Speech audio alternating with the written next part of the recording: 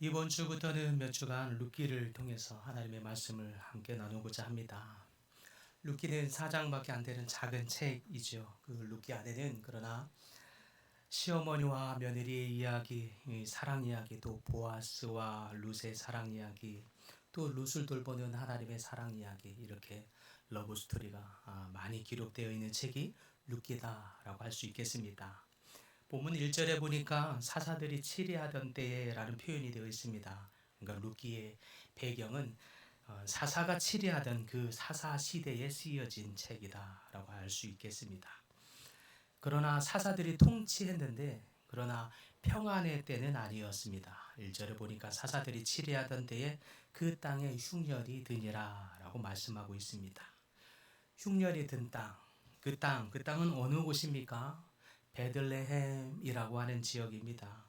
사실 베들레헴은 이스라엘 땅 중에서 가장 풍요로운 땅입니다. 그 땅 이름 자체가 빵 또는 떡이 있는 집, 양식이 있는 집이라는 뜻입니다. 그런데 이렇게 흉년이 들 수 없는 이 비옥한 땅 베들레헴에 흉년이 들었습니다. 그런데 이 흉년의 때에 엘리멜렉과 이 나오미의 집은 어떻게 반응합니까? 보니까 사실 흉년의 때에는 더더욱 우리의 믿음을 점검하고 돌이켜서 하나님을 기억하고 하나님을 바라보고 하나님 앞에 돌아와야 하는 때인 줄 믿습니다. 흉년의 때에는 돌이켜 우리의 믿음을 더욱 점검하며 믿음의 반응을 해야 할 때인 줄 믿습니다. 그런데 이 흉년의 때에 이 엘리멜렉의 집은 그렇게 반응하지 않습니다. 오히려 영적으로 반응하기보다는 베들레헴을 떠나서 모압으로 가려 합니다. 모압 땅, 그곳은 또 어떤 곳입니까? 그곳은 그모스라고 하는 유명한 우상을 섬기는 나라입니다. 성경은 모압 사람들을 향해서 그모스의 백성이라고 부를 정도입니다. 무슨 뜻이냐? 그모스는 특별히 사람을 제물로 바치는 그런 우상을 섬기는 땅입니다.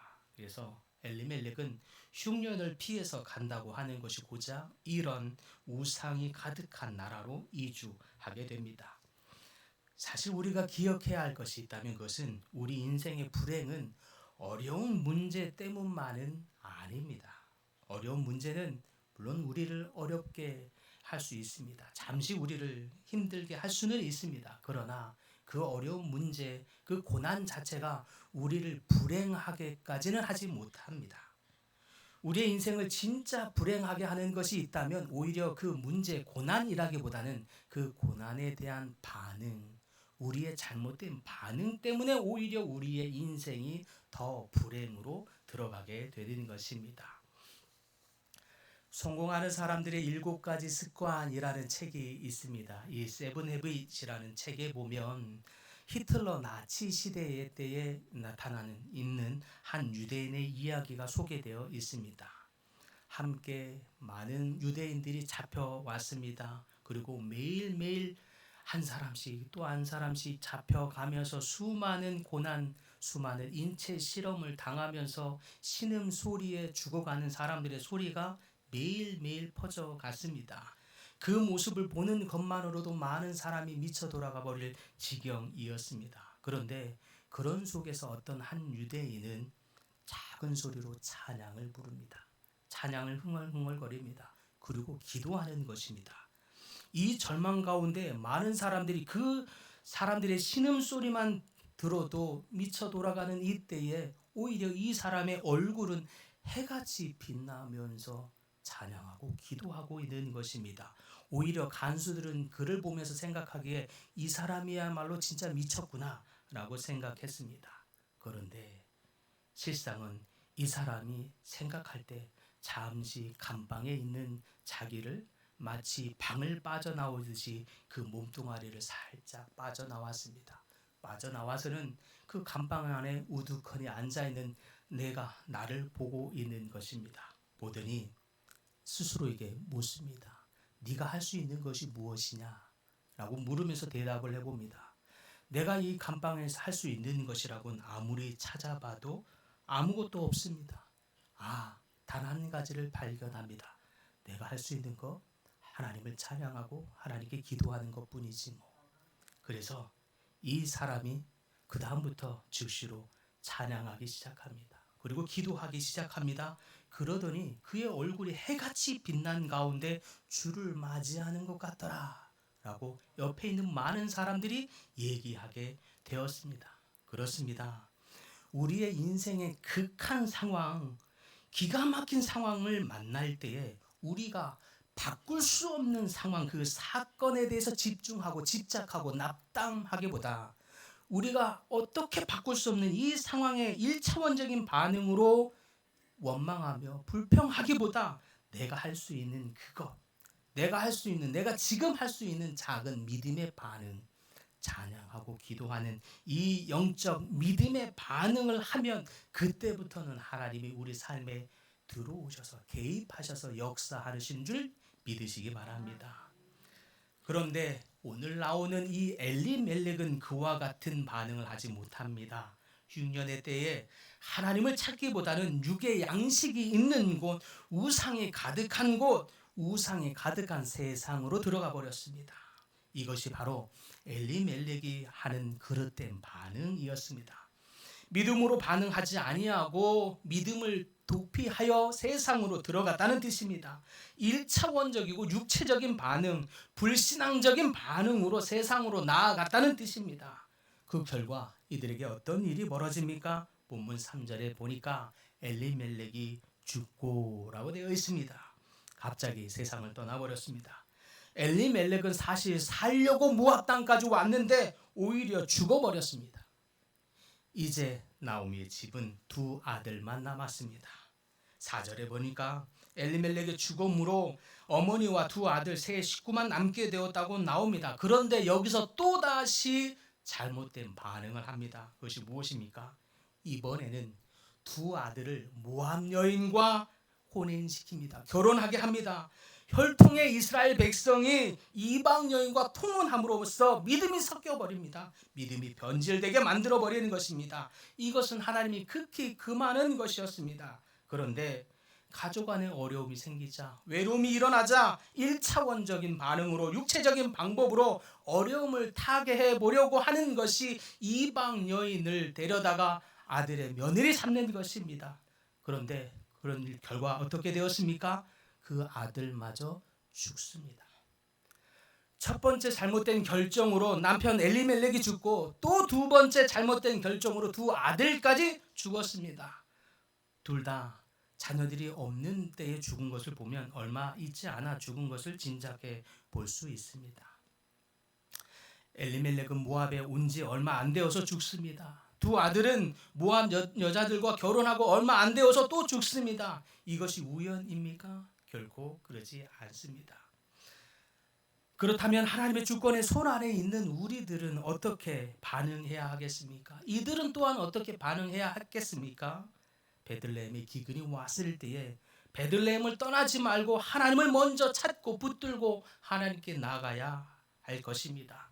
하나님을 붙들어야 할 것입니다. 그런데 베들레헴을 떠나서 하나님을 붙들기보다 모압으로 나아갔습니다. 그모스의 땅 우상이 가득한 곳으로 갔습니다. 그러니까 이 가정의 문제가 해결되었습니까?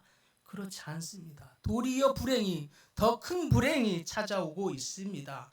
그 영이 죽고 그들의 몸이 육이 죽은 것입니다. 그러면 빨리 엘리멜렉이 죽었을 때라도 빨리 깨닫고 돌이켜 하나님께 나와야 했습니다.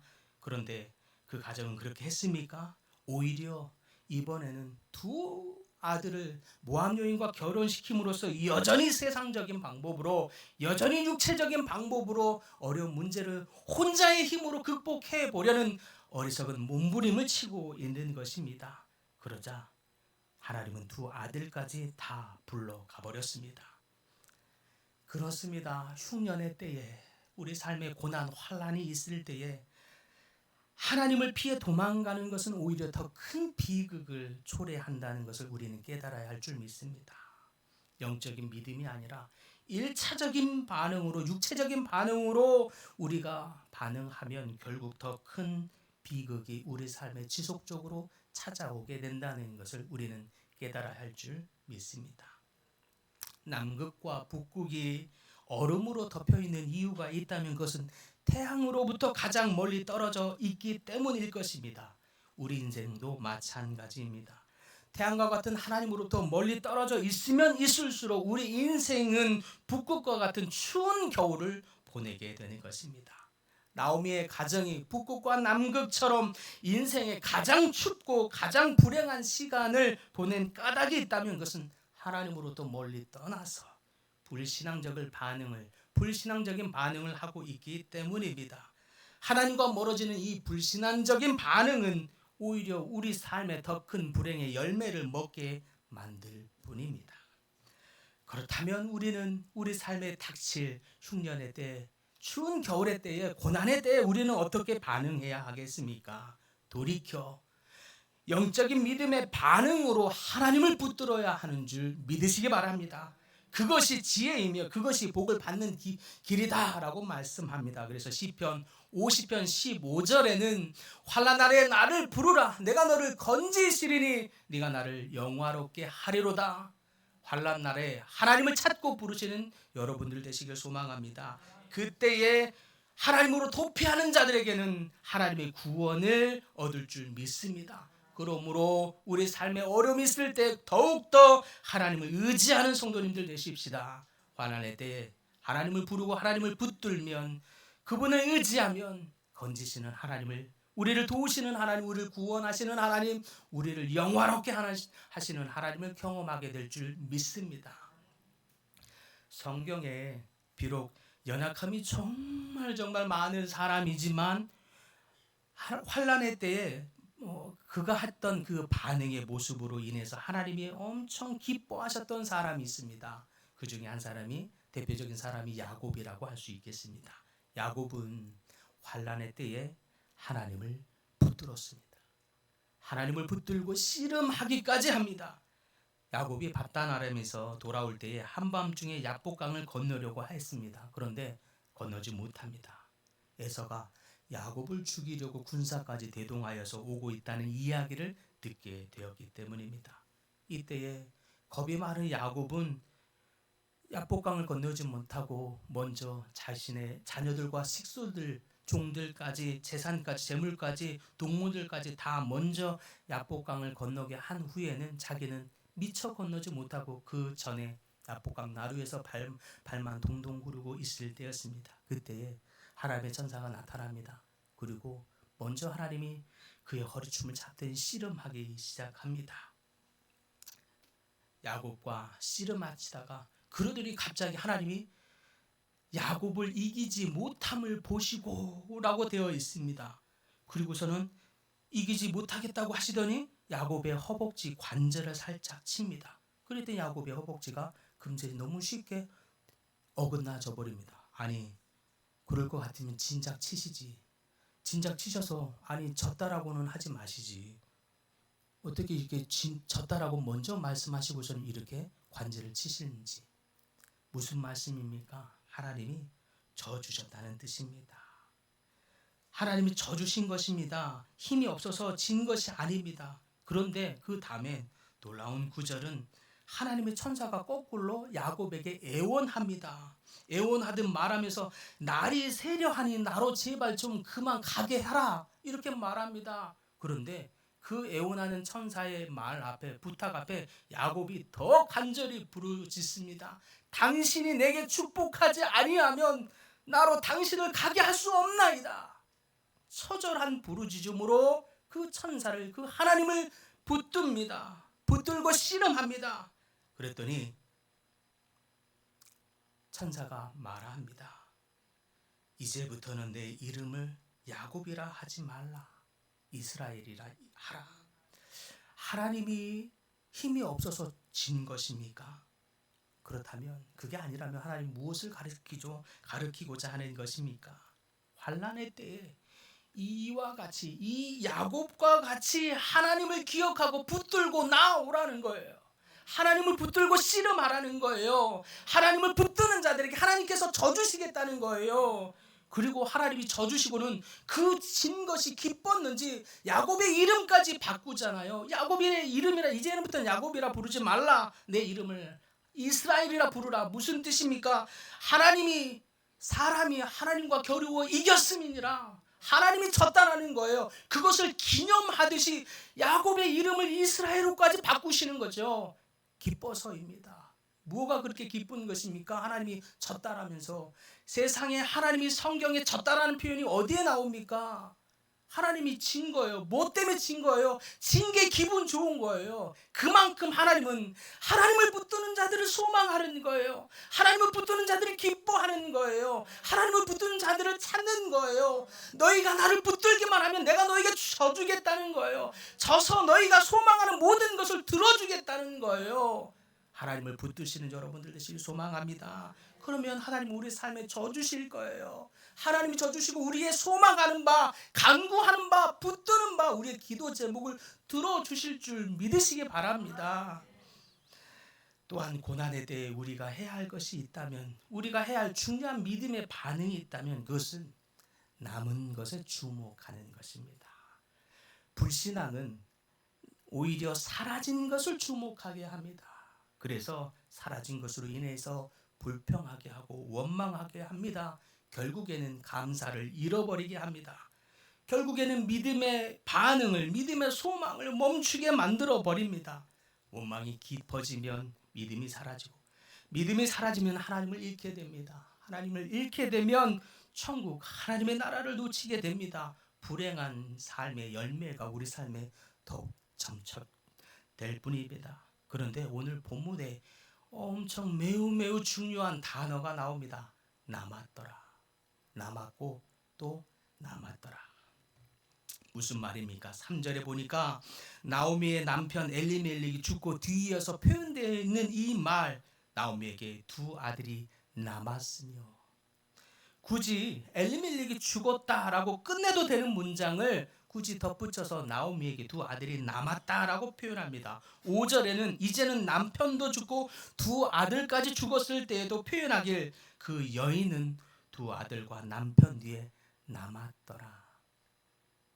이제 남아있는 것이라고 하는 것은 본인뿐입니다. 그리고 며느리뿐입니다. 여인들 뿐입니다. 그런데 왜 이 남아있는 이 자들이 중요합니까? 세상적으로 볼 때에는, 육신의 눈으로 볼 때에는 가문이 끊어진 상황입니다. 소망이 다 끊어진 상황입니다. 이제 어떤 것에도 기대할 것이 없는 상황입니다. 모든 사람이 볼 때에도 더 이상 소망이 없다고 말하는 그때에 작은 구루터기라도 그 구루터기를 통해서 일하시는 하나님, 역사하시는 하나님, 전능하신 하나님을 믿으라는 것입니다. 그 하나님께 초점을 맞추라는 것입니다. 모든 사람이 우리를 향해서 소망이 있느냐, 가능성이 있느냐, 일하시겠느냐, 아직도 기회가 있느냐, 절망이 아니냐, 끊어진 것이 아니냐, 하나님이 어디 계시냐 말할 때에 작은 구루터기 같은 믿음으로 하나님께 우리의 시각을 맞추어 드릴 수 있는 여러분들 되시길 소망합니다. 어두운 세상을 의지하던 길에서 돌이켜 참 주인 되신 하나님께 초점을 맞추시는 여러분들 되시길 소망합니다. 그러므로 날마다 어려움과 환난이 있을 때마다 1차원적으로 육체적으로 바라보던 초점을 바꾸어서 세상으로 나아갈 것이 아니라 남아있는 구루터기를 통해서라도 능히 역사하시는 전능하신 하나님께 초점을 맞추시는 모든 분들 되시기를 소망합니다. 그러면 하나님이 능히 역사하실 줄 믿습니다.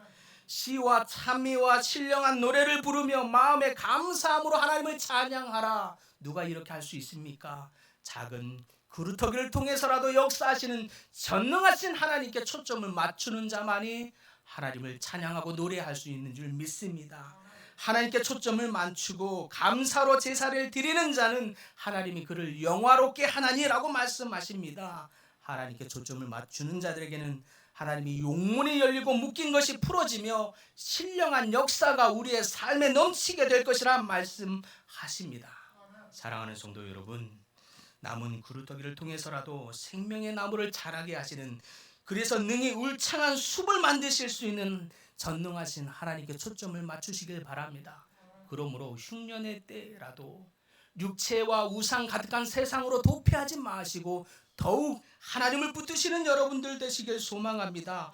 없어진 것으로 사라진 것으로 말미암아 낙담하고 불평하고 좌절하기보다 오히려 우리 속에 아직 남아있는 작은 구루터기를 통해서라도 역사하시는 전능하신 하나님께 초점을 맞춤으로 승리하는 삶, 승리하는 인생, 하나님의 영화로움을 경험하는 모든 성도님들 다 되시기를 간절히 축원합니다. 주님, 나오미의 집에 남편이 죽고 두 아들이 죽은 인생의 가장 추운 시즌 겨울을 보내고 있는 이 가정이 오히려 사라진 것을 인하여 불평하고 낙담하기보다 아직 남아있는 이 구루터기를 통해서도 역사하시는 전능하신 하나님을 쳐다보라. 그분께 초점을 맞추라. 오직 그 하나님께 초점을 맞추어 하나님을 붙들라 말씀하시는 줄 믿습니다. 하나님 말씀을 통해서 우리에게 하시는 주님의 음성을 듣는 저희 귀한 성도님들 되게 하여 주셔서 우리 시즌에, 우리의 인생의 시즌에 추운 겨울을 보낼 때라도 하나님을 붙들며 더욱 하나님께 나아가고 우리 삶에 없어진 것으로 인하여 낙담하고 좌절하고 또 실망하기보다 오히려 아직 남은 작은 구루터기를 통하여 일하시는 하나님의 전능하신 하나님을 쳐다보며 감사하는 우리 모든 성도님들 되도록 주님 은혜 내려 주시옵소서. 예수님의 이름으로 기도하옵나이다. 아멘.